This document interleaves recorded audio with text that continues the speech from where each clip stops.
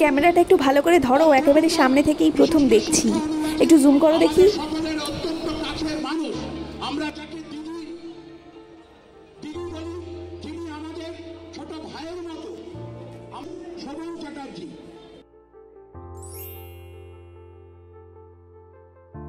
প্রতি বছর যে পূজার মধ্যে দিয়ে দুর্গাপূজার আগমনী বার্তা আমাদের কাছে এসে পৌঁছায় তা হলো এই গণেশ পুজো।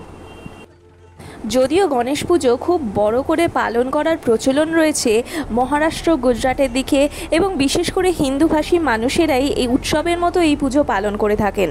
তবে বর্তমান সময়ে বাংলার বিভিন্ন অঞ্চলেও এই গণেশ পুজোর খুব প্রচলন হয়েছে। একদিন দুদিন থেকে শুরু করে 4-5 দিন গণেশ পুজো এখানেও খুব বড় করে সম্পন্ন হয়ে থাকে। 2024-এর গণেশ চতুর্থী পড়েছিল 7ই সেপ্টেম্বর, আর গণেশ বিসর্জনের সময় হলো 17ই সেপ্টেম্বর।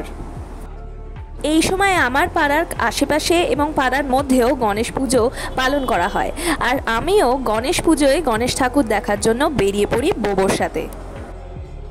গণেশ পুজোয় বেরিয়েছি, আর রাস্তাঘাট আলো দিয়ে এমনভাবে সাজানো হয়েছে দেখে যেন মনে হচ্ছে দুর্গাপুজো শুরু হয়ে গেছে।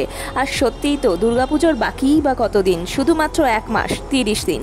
পাড়ার আশেপাশে অনেক বড় বড় ঠাকুর হয়েছিল। এই যে ঠাকুরটা দেখছো, এটা খুবই বড়, 16 ফুট উচ্চতা। কোনোদিন হাত ধরে যে এইভাবে গণেশ ঠাকুর দেখতে বেরোবো তা বুঝিনি, এবং গণেশের যতগুলো প্রতিমা দেখছি সবকটা প্রতিমাই এক সে বাড়কর এক। প্রত্যেক প্রতিমার বৈশিষ্ট্য এবং সৌন্দর্য সত্যিই অপূর্ব। এখানে দুর্গাপুজোর জন্য দুর্গা ঠাকুর বানানো হয়ে থাকে কুমোরটুলিতে মোটামুটি সারা বছর ধরেই। সেখানে গণেশ পুজোর জন্য এত সুন্দর করে গণেশ ঠাকুর বানানো হচ্ছে, সেটা সত্যিই আমাদের এখন খুবই মুগ্ধ করে। এখন যে প্যান্ডেলটায় প্রবেশ করছি, এই প্যান্ডেলটাও আমার পাড়ার খুবই কাছে। দেখতেই পাচ্ছ কি সুবিশাল প্যান্ডেল বানানো হয়েছে এবং কি সুসজ্জায় সজ্জিত, চারিদিকে আলো, আর মাঝখানে রয়েছেন গণেশ মূর্তি। কি বিশাল বড় মূর্তি!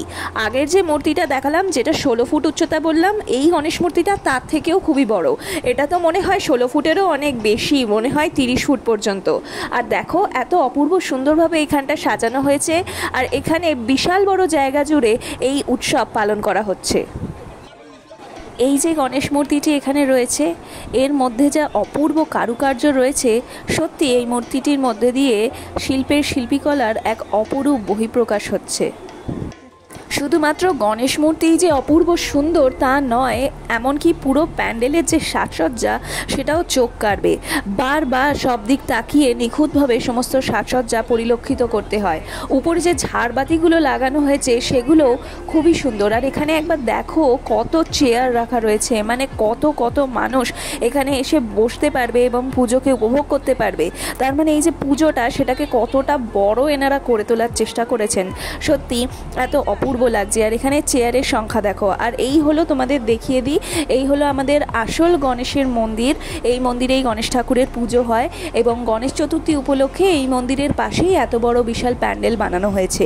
এখানে দেখো অজস্র চেয়ার রয়েছে, এবং সেই চেয়ারগুলো এখন ফাঁকা। মানে আমি তো এখন এসেছি, এখন সন্ধে বাজে এই 6:30 নাগাদ, তো তবুও অনেক ভিড় রয়েছে, প্রচুর ভিড়। পিছনের দিকে চেয়ারগুলো আর কিছুক্ষণের মধ্যেই ভরে যাবে, কারণ শুনছি এখানে নাকি গানের সমস্ত আয়োজন করা হয়েছে, এবং একই সঙ্গে অনেক শিল্পীদের এখানে ডাকা হয়েছে যারা আজকে গান গাইবে। তো কিছুক্ষণের মধ্যে মানুষের ভিড় আরও বেড়ে উঠবে, এখনই অনেক ভিড় বেড়ে উঠেছে। আর সবথেকে ভালো লাগলো যে এই যে পুজো রয়েছে, পুজো উপলক্ষে এখানে একটা মেলা বসেছে। ছোটোবেলায় এরকম অনেক মেলা বসতো, মনে আছে, সেই মেলায় ঘুরতেও যেতাম। কিন্তু যত বড় হয়েছি, এইরকম বিভিন্ন পুজোর আশেপাশে মেলা হচ্ছে সেটা খুবই কম দেখেছি। কিন্তু আজকে এত সুন্দর একটা মেলা বসেছে, এখানে হরেক রকমের জিনিস রয়েছে, সাজসজ্জার জিনিস, যেখানে মেয়েদের চুড়ি থেকে শুরু করে আরও বিভিন্ন রকমের সাজসজ্জা, কানের দুল, সব কিছু সাজানো রয়েছে। সেটা দেখে খুবই ভালো লাগছে। মেলায় যাওয়ার মজাই আলাদা হয়, কারণ মেলাতে গেলে চারিদিকে প্রচুর দোকান দেখতে পাওয়া যায়, আর যত দোকান তত বিভিন্ন রকমের জিনিস। আর সব থেকে ভালো লাগে এখানে জিনিসগুলোর দামও কিন্তু খুবই কম হয়ে থাকে, তাই ইচ্ছে অনুযায়ী অনেক কিছু কিনে নেওয়া যায়। আর এখানে যে খেলনার দোকানগুলো রয়েছে, সেই খেলনার দোকানে এলে তো ছোটোবেলার কথা মনে পড়ে যায়।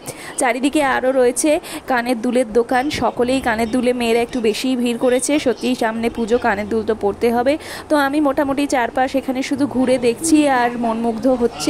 এত রঙিন লাগছে চারপাশটা, সেজন্য খুবই ভালো লাগছে। আর মেলাটাও যে বিশাল বড়।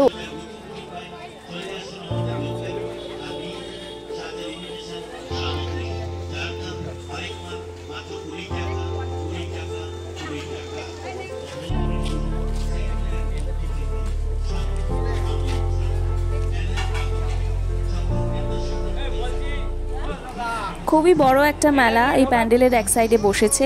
এরপর আমরা প্যান্ডেলের অন্য সাইডে যেতে থাকি। প্যান্ডেলের সজ্জাটা এতই ভাল লাগছে যে বারবার সেটা ক্যাপচার করছি, আর আলোগুলো যে জ্বলছে সেটাও খুব ভাল লাগছে। আর ইতিমধ্যেই চলে এসেছি প্যান্ডেলের অন্য প্রান্তে। এখানেও মেলার আরও একটি অংশ রয়েছে, আর এখানে বিশেষ করে খাবার দাবারের দোকানগুলো রয়েছে, আর এটাই হলো আমার কাছে ফেভারিট। আমি কিন্তু মেলাতে গিয়ে বিশেষ জিনিসপত্র কিনতে পছন্দ করি না, যেটা পছন্দ করি সেটা হচ্ছে খেতে। তো এই সাইডটা এসে আমার আরও ভালো লাগছে। এখানে মেহেন্দি করার একটা দোকান রয়েছে, সেখানে অনেক রকমের ডিজাইন রয়েছে যেখানে মেহেন্দি করা যায়। ও সাইডে কিছু ব্যাগস রয়েছে, তো এইখান থেকে কিছু মানুষ কেনাকাটা করছে। এই যে মেলার যে ফিলিংসটা, এটা কিন্তু আমাদের মনকে খুবই খুশি করে দেয়। হরেক রকমের জিনিস চারিদিকে রয়েছে, দেখতেই খুবই ভালো লাগে। তো বলতে গেলে এই গণেশ পুজো উপলক্ষে আমাদের পাড়ার পাশে এই জায়গাটা, এখানে যে জায়গাটা রয়েছে এখানে প্রচুর বড় করে মেলাটা বসেছে। এবং সত্যি কথা বলতে গেলে একটা পুজোকে উপলক্ষ করে যে এত মানুষের জীবিকা নির্বাহ হচ্ছে, সেটা কিন্তু সত্যি উল্লেখযোগ্য একটি বিষয়। আর এখানে মাটি দিয়ে তৈরি কিছু মূর্তি রয়েছে। এই মূর্তিগুলোর মধ্যে দিয়ে সত্যি বোঝা যাচ্ছে যে কারুকার্য যেটা করা হয়েছে এটা কিন্তু সত্যি খুবই কঠিন একটা বিষয়, এবং কি সুন্দরভাবে মূর্তিগুলো বানানো রয়েছে। তো একটা মেলাতে এসেও এত সুন্দর একটা দোকান দেখতে পেলাম। এরপর আমরা আস্তে আস্তে এগিয়ে গেলাম খাবার দাবারের দিকে। তো এখানে ঘুগনির একটা দোকান ছিল, আর ঘুগনি খেতে কার না ভালো লাগে, খুবই টেস্টি হয়। তো এখানে শসা ছিল, পেঁয়াজ ছিল, সমস্ত স্যালাডসগুলো দিয়ে আমরা এক প্লেট ঘুগনি এখানে কিনেছিলাম। তো সেটাই আনন্দ করে খেলাম, আর খুবই টেস্টি হয়। বাড়িতেও ঘুগনি বানাই টেস্টি হয়, কিন্তু মেলা থেকে বা বাইরে কোনো উৎসবের আশেপাশে এরকম ঘুগনি বিক্রি হলে সেখানে কেন জানি না আরও বেশি টেস্টি লাগে। চারপাশটা ঘুরে দেখছিলাম, এমনই সময় অ্যানাউন্সমেন্ট হয় যে এখানে নাকি কলকাতার প্রাক্তন মেয়র আসবেন, অর্থাৎ শোভন চট্টোপাধ্যায় এবং তার সাথে বৈশাখী ব্যানার্জি। তো আমরা এখানে দাঁড়িয়ে চারিদিক ভিডিও করছি। ইতিমধ্যে প্রাক্তন মেয়র এসে উপস্থিত হয়েছে, আর যখন এই মেয়র এসে উপস্থিত হয়েছে তাকে দেখার জন্য ধীরে ধীরে ভিড়ও উপস্থিত হয়েছে, এবং এখানে কিছুক্ষণ তাকে আহ্বান করা হলো।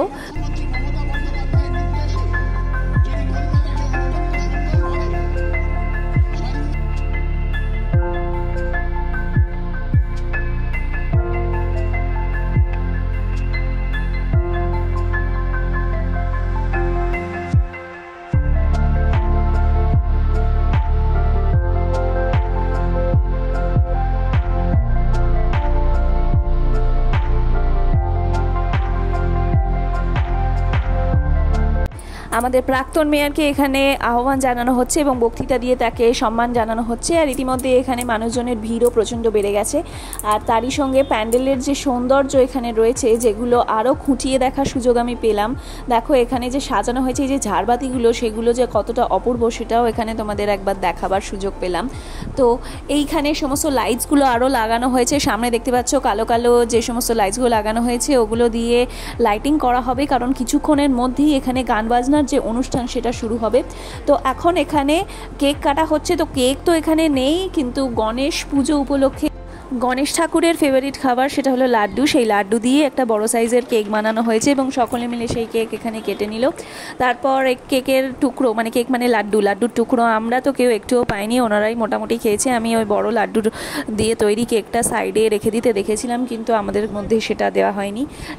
লাড্ডু দিয়ে তৈরি কেকটার দিকে ফ্যাল করে তাকিয়ে থাকার পরেও যখন ওটা পেলাম না, তো মনের যা দুঃখ হয়েছিল সেটা পুরো ধুলোয় মিছিয়ে দিয়ে আমরা চলে গেলাম এগরোল খেতে। আর এখানে আমরা দুজনে দুটো এগরোল নিয়ে নিয়েছি। এগরোলটা খুবই টেস্টি ছিল, ভিতরে যেমন ডিম ছিল সেরকম আলুও দেওয়া ছিল।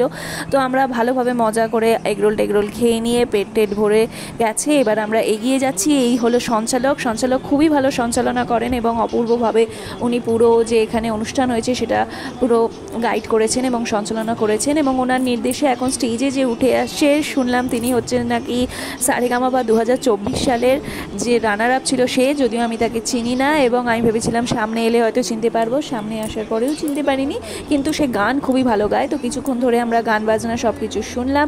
সেই গান বাজনার একটা ঝলক তোমাদেরকেও দেখাবো। আর এই জায়গাটা যে কি সুন্দর দেখতে লাগছে সেটা একবার দেখো। বারবার ওই আলোর যে ছড়াগুলো রয়েছে সেগুলো আমার চোখ কেড়ে নিচ্ছে। আর ইতিমধ্যে এই গানের অনুষ্ঠান শুরু হওয়ার সময় উপরে যে লাইটসগুলো লাগানো ছিল সেইগুলো অন করে দেওয়া হয়েছে। আর চতুর্দিকটা কি সুন্দরভাবে লাইটিং হচ্ছে, অপূর্ব দেখতে লাগছে। মিউজিশিয়ানসরাও তাদের সমস্ত ইনস্ট্রুমেন্টে এক এক করে বাজনা আস্তে আস্তে করে বাজানো শুরু করে দিয়েছে। আর এখন এখানে স্টেজে উঠে আসবে সেই সিঙ্গার। আর এখানে আলোটা চারিদিকে কি সুন্দরভাবে ঝরছে, যেন আলোর বৃষ্টি হচ্ছে। তো এটা খুবই সুন্দর দেখতে লাগছিল, সামনে থেকে দেখলে তোমাদের আরও ভালো লাগতো। আর এই যে গণেশের মূর্তিটা রয়েছে, এটা অপূর্ব বানানো হয়েছে।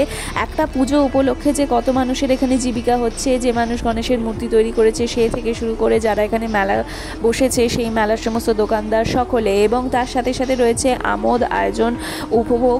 এখানে এত এত মানুষ রয়েছে যারা সকলে এই অনুষ্ঠান দেখার জন্য ভিড় করেছে। এছাড়াও এখানে খাওয়ানোর ব্যবস্থা করা হয়েছিল, সকল মানুষের মধ্যে ভোগ বিতরণ করা হয়েছিল। এই যে প্যান্ডেলটায় রয়েছে এখানে ভোগ হিসেবে দেওয়া হয়েছিল পোলাও, আর অন্যান্য প্যান্ডেল যেগুলো শুরুতেই দেখিয়েছিলাম সেখানে ভোগ হিসেবে দেওয়া হয়েছিল খিচুড়ি। তো এই জিনিসটা আমাকে খুবই আনন্দ দেয়। আমি 3-4টে ঠাকুর দেখেছি আর 3-4 জায়গায় ভোগ খেয়েছি, তো আমার পেট পুরো ভরে গিয়েছে। তো এটাই আনন্দ। আর এখন আমাদের শিল্পী উপরে উঠে এসেছেন স্টেজের উপরে, এবার তিনি গান গাইবেন। এমনি কিন্তু খুব ভালো গান গায়, তোমাদের এক ঝলক এনার গানটা একটু শুনিয়ে দিই।